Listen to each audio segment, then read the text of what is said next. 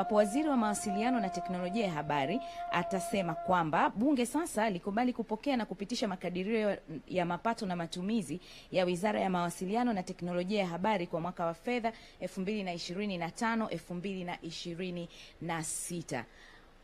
Na sasa Mheshimiwa Spika wa Bunge la Jamhuri ya Muungano wa Tanzania ndo atakayetuongozea shughuli zetu za leo. Fuatana pamoja nasi katika matangazo haya ya moja kwa moja. Lakini hapo kwenye lugha ya alama tutakuwa na Protas Mwalongo.